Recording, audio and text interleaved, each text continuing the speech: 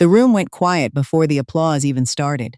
Tara stood near the back wall of the Meridian Group boardroom, her hands folded in front of her, watching as the executive team congratulated the man who had just been announced as the new director of client strategy. His name was Spencer. He had been with the company for 11 weeks. Tara had been there for 4 years. She didn't clap. She wasn't sure she could have made her hands move even if she'd wanted to. She just stood there while the room filled with noise around her, watching Spencer shake hands with her boss's boss, and the man who had started all of this, Leonard Hartwell, founder and chairman of Meridian Group and Spencer's father. Nobody looked at her. That was the part she remembered most, later. Not the announcement, not Spencer's smile, not even the fact that she had been told about this decision in a 30-second hallway conversation, 2 hours before it was made public. What she remembered was that in a room full of people who had watched her close deals for 4 years straight, not one person looked at her when they announced his name. She had driven home that night on autopilot. The highway lights blurred past the window, and she couldn't remember getting on the ramp. Her phone buzzed twice with messages from colleagues. The kind that said congratulations to Spencer, in group chats without directly addressing what had just happened to her, and she left both of them unread. When she got home, her roommate Paige was on the couch with takeout. Paige looked up, read her face in about half a second, and set down her fork.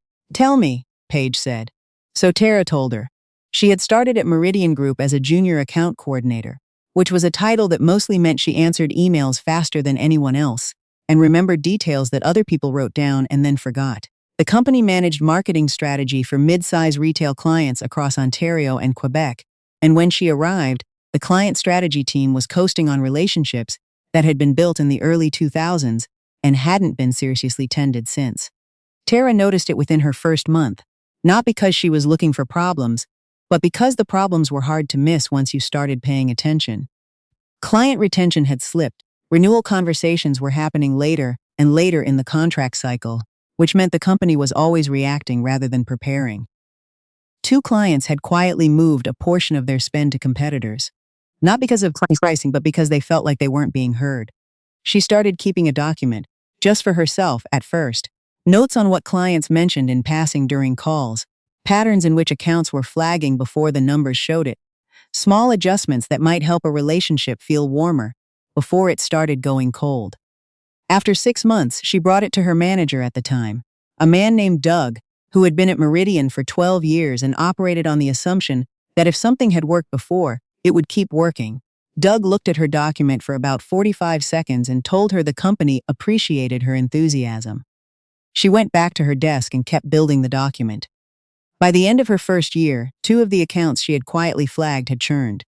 One of them had been a client since 2009. She heard Doug explain it in a team meeting as market conditions and shifting priorities on the client side. She wrote down what she thought the real reasons were and kept them to herself.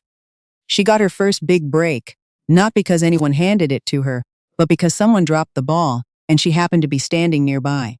A senior account manager named Raymond was supposed to lead a quarterly review with Holloway Brands, a mid-size retailer that had been at Meridian for 3 years and had recently started asking harder questions. Raymond had a family emergency and had to be out for a week. There was nobody else available on short notice. Tara's manager, who by that point was no longer Doug but a woman named Adrian, who actually paid attention, offered Tara the meeting. "You've read all their files?" Adrian asked. "I've read all their files," Tara said. She had. She'd read them because she read everything. Because somewhere in her first year she had understood that the only advantage she had in this building was knowing more than the people around her. So she had decided to actually do it. The Holloway meeting ran 90 minutes. The client's head of marketing, a sharp woman named Vivienne who was not easily impressed, asked 3 questions that no one at Meridian had answered to her satisfaction in 6 months. Tara answered all 3 of them, not with guesses, with data she had already pulled, patterns she had already identified, and a proposed adjustment to their Q3 strategy that addressed a gap Vivienne had been quietly worried about without ever explicitly naming. At the end of the meeting, Vivienne said, "Can we request that you stay on this account?" Tara came back to the office, sat down at her desk, and allowed herself exactly 1 minute of feeling it before she went back to work. That was the beginning. Over the next 3 years, she became the person clients asked for by name. She didn't just manage accounts. She understood them in a way that felt almost medical. The way a good doctor understands a patient's history. well enough to catch something before it becomes a crisis. She built a system for tracking the early indicators of client dissatisfaction that became informally known around the office as Tara's checklist. Though she had never named it that and had never asked for credit, Meridian's renewal rate on the accounts she touched climbed to 91%. The industry average was 63%. She won the company's Internal Performance Award 3 years in a row. The third year, Leonard Hartwell himself handed her the plaque at the annual team dinner and said, "Meridian would not be where it is without people like you." She remembered thinking, people like me, not you, people like you.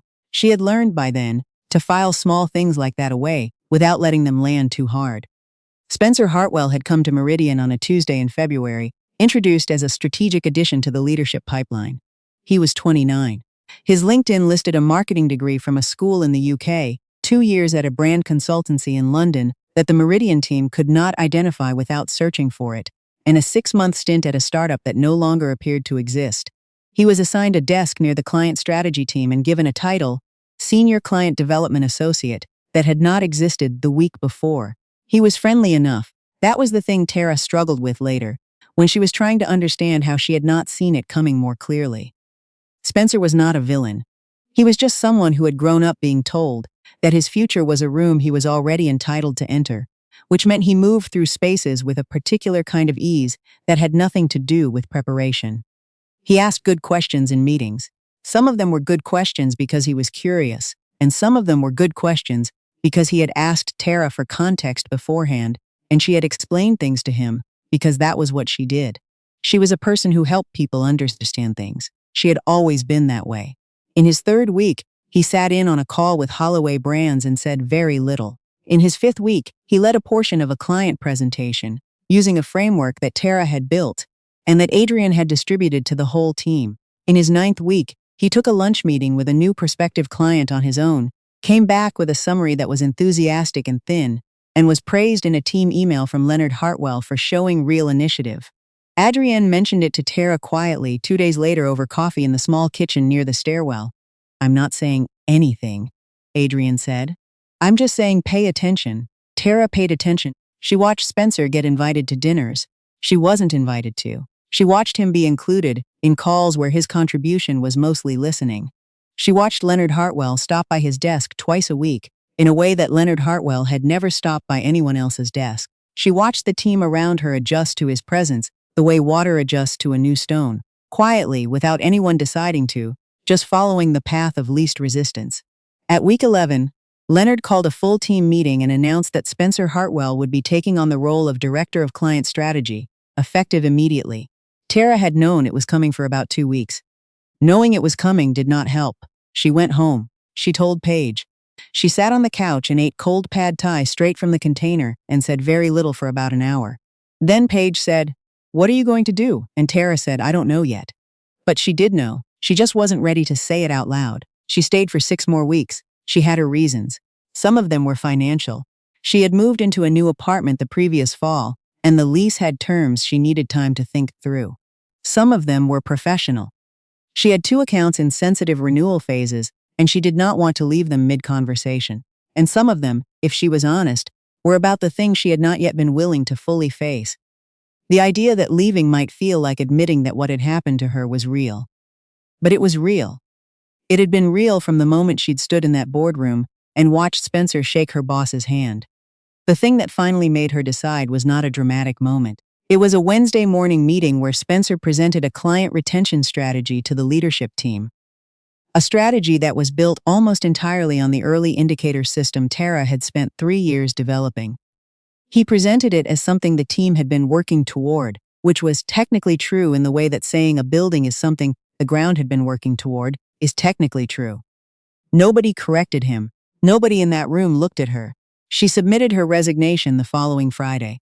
Leonard Hartwell asked her, through his assistant, if she would consider staying on in a consulting capacity during the transition.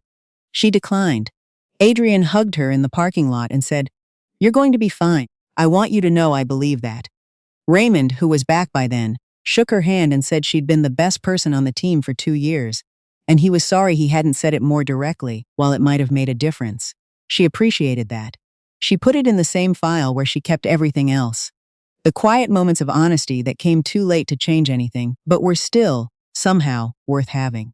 Her brother Ian called her that weekend. Ian was 3 years older than her and had worked in the trades his whole adult life, and had a way of saying things directly that she had sometimes found exhausting and now found clarifying. "You should have left 8 months ago," he said. "I know," she said. "No, I mean, I'm not criticizing you. I'm saying the fact that you stayed as long as you did tells me you were still hoping it would be different, and now you know it wasn't going to be." She was quiet for a moment. "What am I supposed to do with that?" "Stop hoping it's going to be different somewhere it can't be," he said. "And go somewhere it can." She wrote that down. She taped it to the wall above her desk at the new apartment. She looked at it for 3 years. The first thing she did after leaving Meridian was take 2 weeks off, which was the longest break she had taken since university, and which she spent mostly sleeping, reorganizing her kitchen cabinets, and reading 3 books she had been meaning to get to for 2 years. She did not look at LinkedIn. She did not answer recruiter emails. She gave herself the 2 weeks and she used them. Then she reached out to a woman named Adeze, who she had met at an industry event the previous spring, and who ran a small consultancy called Brightway Advisory out of a shared office space in Mississauga. Adeze had spent 12 years in client services at a large agency, left to start her own thing with almost nothing, and had spent the last 4 years building a reputation for turning around struggling client relationships for companies that didn't know what else to try. They had talked for about 40 minutes at that event. Tara had thought about the conversation many times since. She called Adeze and said she was available. Adeze said, "I've been waiting for you to call me since April." Brightway was small, 4 full-time people when Tara joined, plus a rotating set of contractors. There was no investor money, no lavish office, no expense account. What there was, real problems to solve, clients who needed help that actually meant something, and a structure where the work you did was visible because there was nowhere else for it to go. Tara joined as Director of Client Success, which at Brightway meant she was the one in the room when things were hard.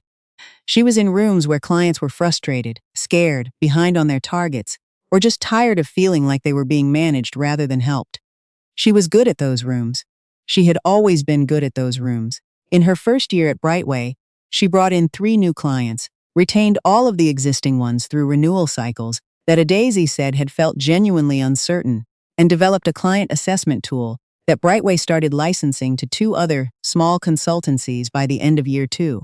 She also started to understand, for the first time, what it felt like to work somewhere that gave you credit for what you actually built. Adeze said it plainly in a team debrief in Tara's first December. "None of this works without Tara's system. I want everyone in this room to understand what she built and why it matters." She said it like it was a fact, which it was. She said it like it was worth saying out loud, which it also was. Tara looked at the table when Adeze said it. She was not used to that.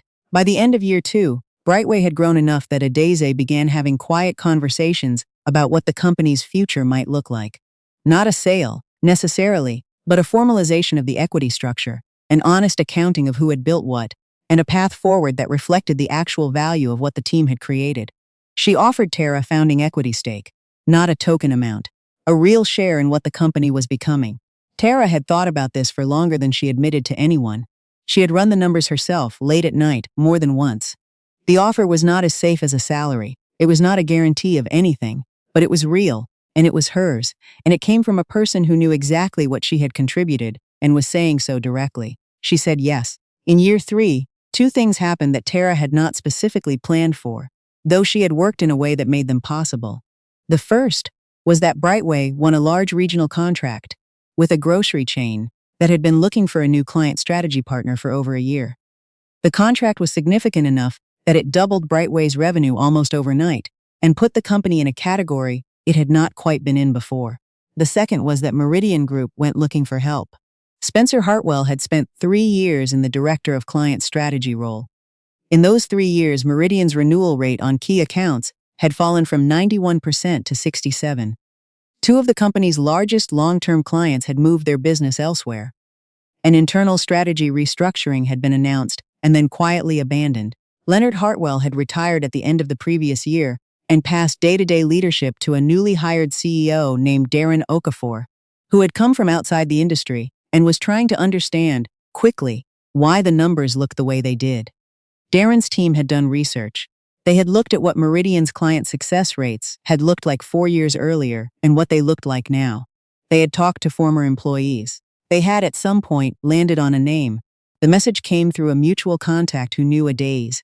A request for an exploratory conversation about whether Brightway might be interested in a partnership, specifically around Meridian's client strategy function, which, the message noted carefully, needed significant rebuilding.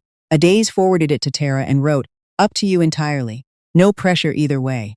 Tara read it twice. Then she closed her laptop and went to make tea and stood at the kitchen window for about 10 minutes, watching the street below.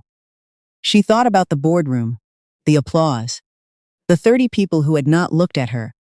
She thought about Ian saying, "Go somewhere it can." She thought about what it would mean to walk back into that building, not as someone who had been left behind, but as the person they were now asking for help. She wrote back to Adeze, "Let's take the meeting." The meeting was in Meridian's main boardroom, the same one. Tara noticed that immediately when she walked in, the same long table, the same windows looking out over the parking structure, the same framed photo of the original Meridian team from 1998 hanging near the door. She had spent years of her professional life in this room. Darren Okafor was direct, which she appreciated. He laid out the situation plainly. The numbers had declined, the team was demoralized, and two clients who had been with the company for over a decade were actively in conversations with competitors. He needed to know if there was a path back. Spencer was not in the meeting. She had wondered whether he would be. He wasn't. She learned later that he had moved into an advisory role when Darren arrived. A title that meant, in practice, that he was being kept at a distance from decisions that mattered. Tara presented what Brightway could offer, not as a pitch, as a description of what was real. She talked about the assessment framework, the early indicator system, the specific methodology that had moved renewal rates at every client that had used it. She talked about what Brightway's team looked like and why it worked. At the end, Darren asked how long a turnaround might take, realistically. 18 months to stabilize, she said. 36 to see it reflected in the renewal numbers across the full portfolio. Possibly faster if the internal team is willing to change how they're working, which I'd want to assess before I commit to a tighter timeline. Darren nodded. Then he said, "You were here before, weren't you?" It wasn't quite a question. "I was," she said. He didn't say anything else about it. She didn't either. They signed the contract 4 weeks later. Brightway came in as Meridian's strategic client success partner, with Tara leading the engagement directly. It was a 2-year contract with a renewal option. The financial terms were significant enough that when Adeze saw the final numbers, she sat quietly for a moment before saying, "Well, that changes some things for us." It did, for both of them.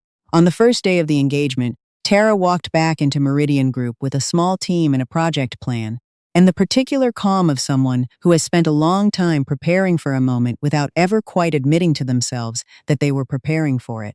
She set up in one of the smaller conference rooms, not the boardroom. She didn't need the symbolism of that. She needed the work. The team she met with that morning was made up of people she mostly didn't recognize, which made sense. A lot had changed in 3 years. A few faces she knew. A junior account coordinator named Bia, who had started around the time Tara left. A senior analyst named Patrick, who had been there when she was, and who shook her hand with an expression that said a lot without saying anything. She went through the assessment process the same way she always did.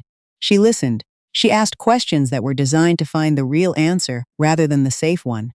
She looked at the data not to confirm what she already suspected, but to learn what she might have missed. By the end of the first week, she had a clear picture. The problems were real, but they were fixable. The early indicator system she had built was still referenced in some internal documents. Referenced, but not actually being used, because the person who had understood how to use it had left. She spent the next 6 months rebuilding it. Not from scratch, from the foundation she had laid 4 years earlier, which was still there, just buried under 3 years of decisions that hadn't been grounded in anything solid. The first renewal that came up under the new engagement was with a client that had been flagged as high risk. Tara personally led the relationship for 2 months before the renewal conversation. On the day of the meeting, she sat across from the client's VP of marketing, not Vivienne, who had moved on, but a man named Hugo who had heard things about Meridian that made him skeptical. And she walked him through what had changed, what was different now, and what the data showed about the next 12 months. Hugo renewed, for 2 years instead of 1. She sent Adeze a message that night that just said, "First one. 2-year renewal." Adeze wrote back, "Of course." She called Ian that Sunday. "How's it going?" he asked. "It's going," she said. "I'm back at Meridian." A pause. "Back as in they hired us. Brightway. To fix what broke after I left." He was quiet for a moment. Then he laughed. Not a big laugh, just the quiet one he had when something landed exactly where it deserved to. "And?" he said. "And it's fine," she said. "It's just, but it's a different feeling, walking in there now. I imagine it is." "I'm not doing it for the satisfaction," she said. "I want you to know that. I'm doing it because the work is real, and we're good at it, and the contract is good for Brightway." "I know," he said. "I also know you wouldn't have taken it if it didn't feel right." She looked out her kitchen window. Same street, different light. She had been in this apartment 3 years now. She had taped his words above her desk and looked at them almost every day. "You told me to go somewhere it could be different," she said. "I just didn't know, at the time, that it was going to end up being the same place." He was quiet for a second. "That's a good line," he said. "You should write that down." She already had. The thing about rebuilding something that you built in the first place is that you know exactly where the weight is supposed to go. You know which pieces matter and which ones were always just scaffolding. You know what was solid from the beginning and what was held together by the particular effort of one person who cared enough to hold it.